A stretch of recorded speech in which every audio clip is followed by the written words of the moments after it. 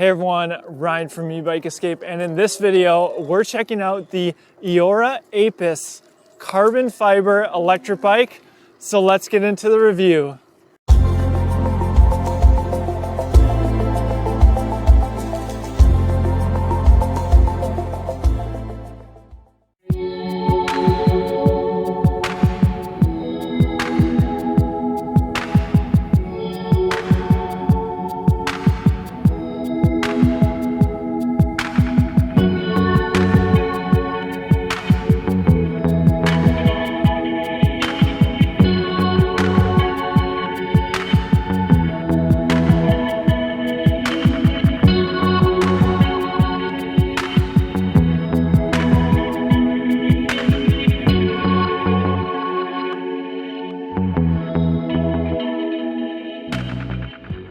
Before we get into the walk around of the Eahora Apus, if you are looking to purchase one of these electric bikes or any of the other models that they offer, please consider using the link in the description as it helps me continue to make videos like this one.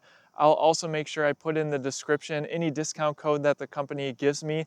Currently on their website, they offer a coupon code for $600 off this electric bike. It's currently priced at $18.99. So that brings the price down to $12.99, which seems like a pretty good deal in my opinion. So I'll be sure to update the description with whatever discount code that they give me. I'll also put links to our top e-bike brands page and finally our electric bike discounts code page. And while I'm recording this, we're approaching Black Friday. So I'll also put a link to our Black Friday deals page where I'm tracking a bunch of the deals in the electric bike space. So check that post out if you're in the market for an electric bike. With that, let's get into the walk around of the Eahora Apus. So this is a super unique frame design. In fact, that was one of the reasons that I could not turn down this review. As far as the styling, definitely more of a road bike. You'll note that it is a little bit of a smaller frame. You'll be able to tell in the third-person riding footage. It might be a little bit too small for me. Feels pretty good on my wife, and I am 6 feet tall. My wife is 5'5", so that will give you a little bit better idea of the size. But note that it does have some wider tires, which we'll cover here in just a second. Let's actually take a closer look at the front of this bike. So they are using name brand Maxxis tires. You can see there's even the Eahora branding right in the wheel. And these are 26 by 1.95 inch tires. You can see there's a little bit of tread here. So if you wanted to take this bike on some off-road paths that are still pretty smooth, I think it would certainly be capable of it. The front wheel is quick release, so that's nice if you want to put this bike in your vehicle. And again, it's not super heavy, so that's definitely going to be doable. Let's move on to these brakes. So we have 160 millimeter discs and hydraulic disc brakes. Been really enjoying these. I couldn't find a brand name on the actual calipers down here, but I do find that these have been performing really nice. And again, if they continue to offer this bike at $12.99, that's a great deal for an electric bike that has hydraulic disc brakes. You can see the cable management here coming down on this front fork. They kind of have this black on black sticker here. Looks really sharp. And I should also note one of the unique selling points is that this bike is a carbon fiber frame. Now, I'm not a carbon fiber expert, so I can't tell you the quality, but I will say that I weighed this bike at just around 42 pounds, and that's definitely on the lighter side of electric bikes, plus the frame just looks super unique. All right, let's talk about this front light integrated into the frame. Looks really cool. Definitely a focal point of this electric bike. I wouldn't say this front headlight is too terribly bright, but definitely going to provide some be seen visibility while out on the road. And of course, since it is integrated into the frame, it's not going to turn when you move the handlebars, so something also to keep in mind. Now, if you are riding at night, I would highly recommend some externally mounted lights up here. In the daylight, I also like those external lights that blink, so you're more visible on the road. We also have some Eahora branding at the head tube here. About the cable management, you can see that it came with this wire wrap to bring these cables together a little bit, and then they enter the bottom of the frame right here. And there is an entry point right there. And while I'm back here, I'll point out the USB. They actually provide it as a dongle, which is something unique. Sometimes the USB port is just integrated right into the display, so haven't really seen this before, but I think it works just fine. All right, let's move on to the cockpit here. You can see first off, we have locking grips here. Locking grips is not something you see on a lot of affordable electric bikes, so that's always good to see. And here are those hydraulic brake levers. So this is a brand that I've been seeing on mechanical and now hydraulic disc brakes. So I believe it's called 5-star, but they feel pretty good. And again, if you are able to purchase this bike at $12.99, I think that's a fantastic deal, getting a bike with hydraulic disc brakes. Even if it's not a super well-known brand, these will stop you just fine. And then on the left side, you have a left-hand thumb throttle. This is a very common thumb throttle that you'll find on many electric bikes. And on the right side, you can see we have Shimano Altus 9-speed trigger shifter. Really like this one, definitely a little bit of an upgrade from the super entry-level Shimano components. And of course, it's also nice having those 9 speeds. Okay, let's go ahead and take a look at this display. Have really been enjoying this display. Nice and big. Shows up really nice during the daylight. And I'll go ahead and just turn the pedal assist up and hit the throttle so you can see how it looks up close. So nice bright display. And on the display in the bottom left-hand side, you have your trip and odometer. And hitting the I button is going to give you different information. So that's your max speed right there. Average, time, and back to the odometer. Now, one thing to note is to get into the advanced settings, you hold the plus and minus buttons. And you do have access to change the display. So you can change dormancy, trip reset. AL sensitivity is the ambient light sensitivity. You have your units for imperial or metric. The LCD brightness, I actually have that set to 100%. Password, and you can do a factory restore. Now, one thing to note, if you want to access the other advanced settings, you actually need to hold the plus minus button and the power button at the same time. You'll see a little OK at the bottom right-hand corner of the screen there. Go back into the settings, and I now can not only view these settings, but I can actually change them now. So wheel size, speed limit, I went ahead and overrode this to 31 miles per hour. So I could really test out how fast this electric bike can go. You'll find that out in the first-person riding footage. Current limit, speed sensor, assistant number, voltage, power settings, which are really nice because you can change it from 0 to 3, 1 to 3, 0 to 5, 1 to 5, 0 to 7, 1 to 7, 0 to 9, 1 to 9, and back to 0 to 3. But if you actually go in here, you can change the power delivery at the various levels of assist, which is really nice. So you can customize this electric bike exactly how you want it. There are 3 settings for slow start, and 3 is the slowest. Default value is 2. SHD they list as shake hand. I'm not sure exactly what that means, but that's what it says in the manual. And CRU is actually the cruise control, so you can turn that on or off. So overall, really like this display. Nice and bright. Love the customization. I think we're going to see a lot more of that going forward with electric bikes because people want to tune these bikes exactly how they want them. The other thing I wanted to talk about is the company does include this stem riser, which I opted to install because I thought I was a bit more hunched over. So this gives you a little bit more rise, puts you in a little bit more of a comfortable riding position. I definitely prefer it. So really like that the company includes that. And one thing I wanted to point out is with that stem, it does have some rise. So even if you decide not to use the riser, it does lift the handlebars up. All right, and of course, here's the battery. So this is a 48 volt, 14 amp hour pack. And if you're wondering, they do include this off-road battery strap. So I guess if you want to take this bike off-road, it's going to keep your battery in place. Now, I'm not sure if that's because they've had issues before with this, but I have ridden electric bikes where if you hit lots of bumps or the mechanism for locking that battery in place isn't quite tuned correctly, the battery can sometimes pop out and you lose power. So they do include this strap, but I have been riding most often without this battery strap and haven't noticed any issues even going over some bumps, but wanted to share it with you because they do include it. So go ahead and take this off. There is a power button right here on the battery, so keep that in mind if you do decide to purchase this bike. And the battery does come off to the other side, kind of slides out, has a little bit of a pivot point on this battery. So there's a good look at how this frame looks without this battery installed. And you can see there, 48 volt, 14 amp hour, 672 watt hour battery, and the charger port is right there on the other side of the battery.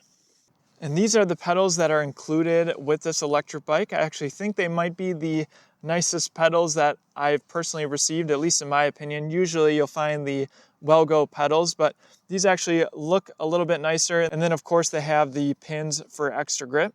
And the rear kickstand is located towards the rear of the bike, so no issues moving this bike around. Don't have to worry about the pedals hitting the kickstand. It is a nice wide kickstand, so even in the soft ground here, no issues with the bike tipping over.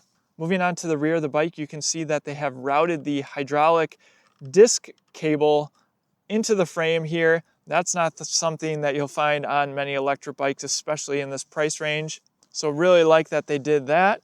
Let's talk about the seat as well as the seat posts. So this is definitely a custom seat post. You can see it's not even a circle.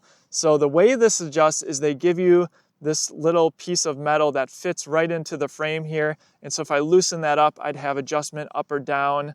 So there'd be no option to put a suspension seat post or anything like that. And the saddle that they do include is definitely a road saddle. And I imagine most people purchasing this electric bike are going to be experienced cyclists. So you're probably familiar with how a saddle like this will feel. And to be honest, if you put a cushy saddle on this, it's just going to look a little bit out of place with this more sleek looking electric bike. Here's a closer look at the motor. It does say Banks, B-A-N-X. I'm assuming that is the manufacturer of this motor. 48 volt, 350 watt motor that peaks much higher than that. I believe the highest I saw was 840 watts during my riding footage.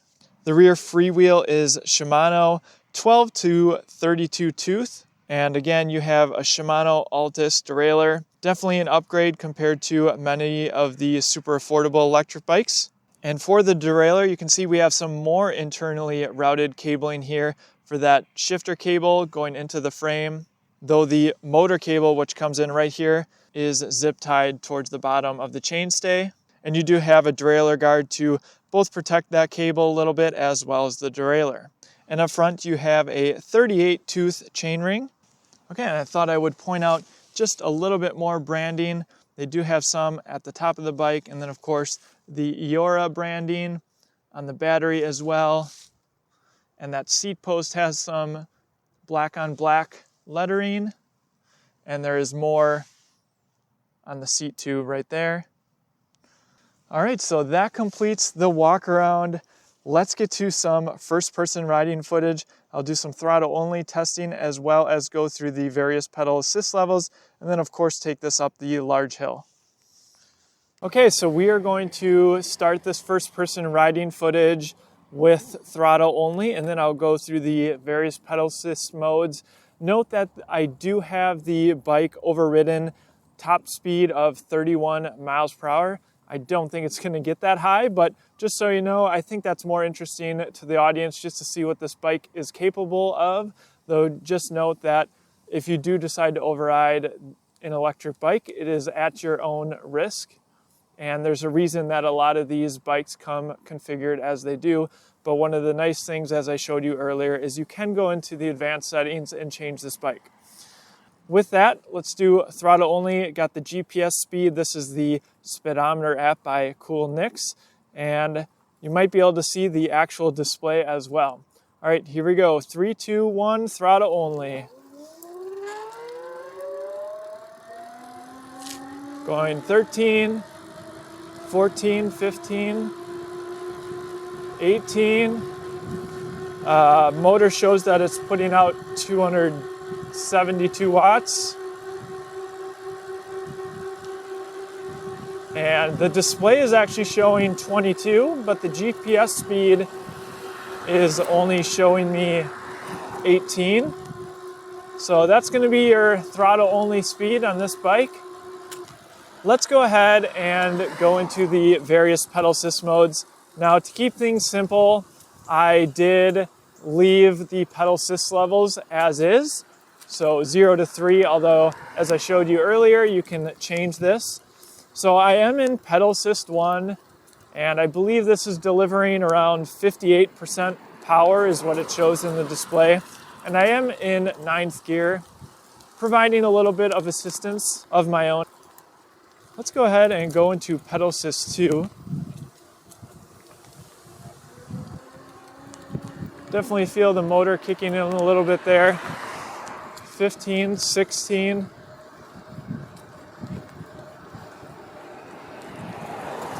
All right, let's go ahead and go into pedal assist 3, and we'll just see how fast I can go on this bike. Pedal as hard as I can.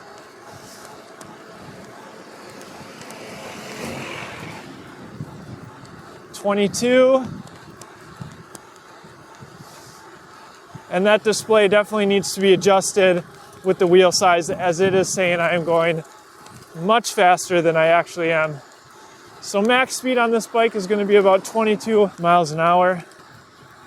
One thing to note with this bike, at least as it comes from the factory, is that in the various pedal assist modes, that's going to change how much power you get from the throttle. So you can see I'm in pedal assist 1, throttle only going to about 10. So just something to keep in mind.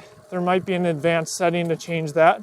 All right, and one of the questions I get a lot with electric bikes is, can I pedal this without the power of the motor? Now this bike is a little bit on the lighter side compared to some electric bikes. Got some thinner tires, not crazy road thin, but definitely a little bit more narrow. And I'm in still in 9th gear, definitely putting in some effort, going about 9 or 10. Of course I can shift down. Having 9 gears is pretty nice. So I think I'm in 7th gear now, going about 10 miles an hour. So yes, absolutely you can pedal this bike without that battery. You're just not going to go as fast as you would on a non-electric bike that obviously weighs a lot less. And of course, hills are definitely going to be a challenge. We're going to do throttle only just one more time. I actually wanted to see what the peak wattage is that I see on this display. And I also changed the wheel size to 26 inch. We'll see if that gives me a bit more of an accurate reading. All right, here we go. 700 watts, 780, 840. I think 840 is the highest that I saw. And the display seems maybe a bit more accurate, but still showing higher than the GPS. Okay, I thought I would also demonstrate how this cruise control works here quickly. And it's pretty easy. In fact, you might engage it without knowing it. So if I just hold the throttle here, maybe 5 seconds or so, and then if I let go of the throttle, we're in cruise control. You can see we're in pedal assist 2, so it's not giving me full power. And then of course, hitting the throttle again or hitting the brakes is going to take you out of cruise control. And one of the cool things is if you decide to pedal, you can provide your own assistance to the bike. And then if I stop, the bike is going to kick in and continue to give me cruise control on throttle alone. So that's how cruise control works, in case you are curious. All right, with that, let's get to the hill climb test. The hill I take up all the electric bikes that we review. Okay, here's the hill that I take up all of our electric bikes, which is great for comparison purposes. Now, this is a 350 watt motor, so I'm not expecting anything super impressive as far as throttle only climbing. But as I was riding over here, I just wanted to talk a little bit about this style of bike. I really view that this is a bike that is good for someone who is perhaps already a cyclist. Maybe you want to do a little bit of gravel riding because it does have those wider, nice Maxxis tires, or perhaps even as a stylish commuter or just having another unique electric bike. Of course, you don't have racks on the back, but it would certainly be a fun bike to take around in the city if you're commuting to work or something like that. So I just wanted to caveat that before we take this 350 watt motor electric bike up this hill. I will put on the screen the specs of this hill and also show you a picture because the GoPro just doesn't do justice. So here we go. We're going to start using throttle only.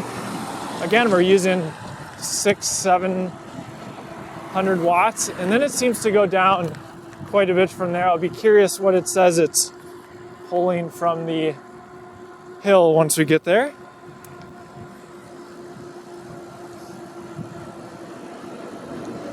I did turn the wheel size down again to try to see if I could match the speeds. It does seem like it's getting a little bit better.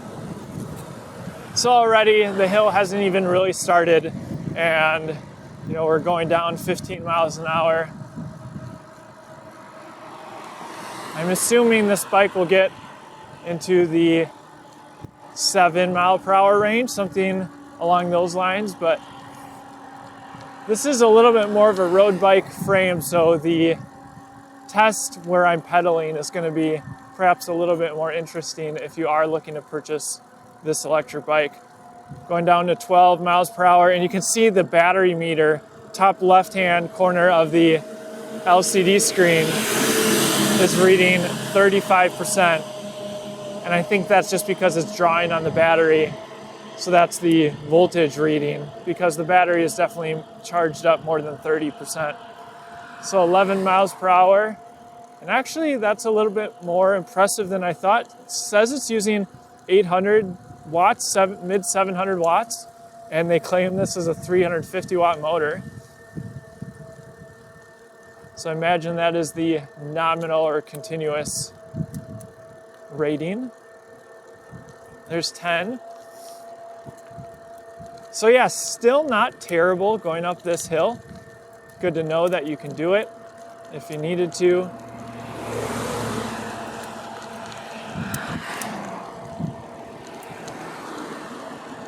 And yeah, we are almost at the top here. So performed a little bit better than I expected. Some of these much smaller motors definitely get less than 10 miles per hour up this hill. So yeah, not bad for a 350 watt motor. And again, this bike is not advertised to be a powerhouse. Like I said, someone who is already into cycling is probably going to like this bike. I really enjoyed as I was riding over here. I was going about 20 miles per hour, third pedal assist, and I was still getting a workout and it felt pretty good. All right, with that, I'm going to ride down the hill and then I'll go back up again in the various pedal assist levels just to give you a little bit more idea of how this bike can handle hills. Okay, here we are at the bottom of the hill. I'm just gonna use a little bit of throttle to get started so I can shift down and get going. Let's start off in pedal assist 1. And again, you can customize this to have as much or as little assist in between all these levels. It says I'm using less than 100 watts right now. 7th gear, 6th, 5th. Definitely going to need to shift down.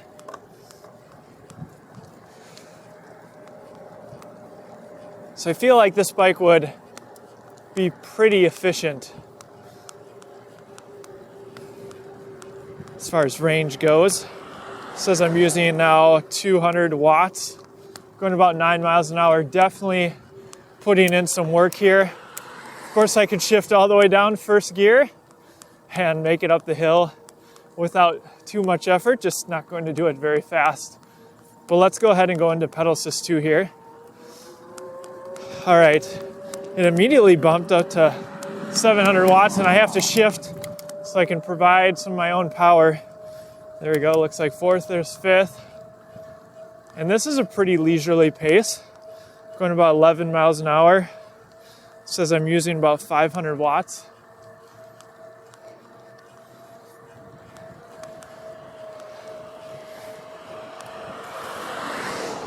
So yeah, I feel like I could do a hill like this for a long time. 5th gear, pedal assist 2. Let's go ahead and go into pedal assist 3. That's going to be full power. Definitely going to shift up here. 7th gear, providing some effort of my own.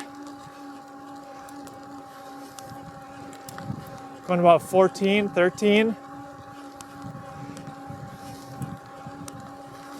Shows about 600 watts.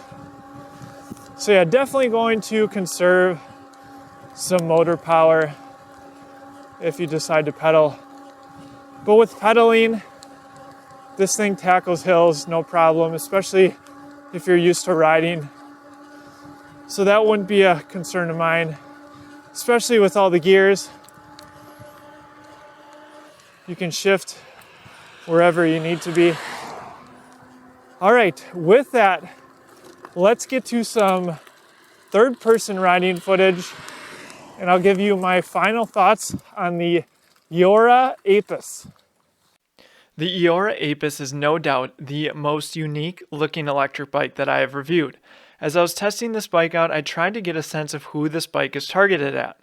Its road-inspired geometry leans more towards experienced road cyclists, but then you also have wider 1.95-inch tires, which means it could be used as a slick-looking commuter or even perhaps out on the gravel trails. Speaking of the geometry, I am 6 feet tall with a 32-inch inseam, and my wife is 5'5". I was more comfortable with the stem riser, but the bike still felt a bit small for me, whereas my wife was much more comfortable. Whatever the use case, this bike has some pretty great specs for the $1,299 price point after my $600 off coupon. Yes, there are more powerful e-bikes at this price point, but you are unlikely to find name brand Maxxis tires, hydraulic disc brakes, and a slightly better 9-speed derailleur. With the 350 watt motor, this is a bike more geared towards getting a bit of a workout if you want to maintain higher speeds. The 14 amp hour battery paired with this lighter carbon frame at just over 42 pounds should give you plenty of range, though the claimed 65 mile plus range is definitely a little bit ambitious. I expect close to 50 is possible if you're really conserving battery power. I really liked the large, bright display and the ability to customize the settings to your liking. And I can't complete this review without commenting on the packaging. Besides the normal packaging you can expect with a direct-to-consumer e-bike, the Eahora Apus box was filled with what appeared to be some type of expanding foam. The result was the bike being delivered to my door in absolute pristine condition. Environmental concerns aside, it's always nice to receive a bike in the same condition it was in when it was shipped. Eahora is a new brand that I haven't reviewed before, but I came away impressed with the value and would gladly check out their other models. As with new to me e-bike companies that I have little familiarity with, I recommend researching to see how the company handles customer service if you're looking at purchasing one. I hope you enjoyed checking out this super unique electric bike as much as I did. If you're looking to purchase an Eahora e-bike, see the link in the description to help support the channel, other resources as well. Thanks for watching, and I'll see you in the next one.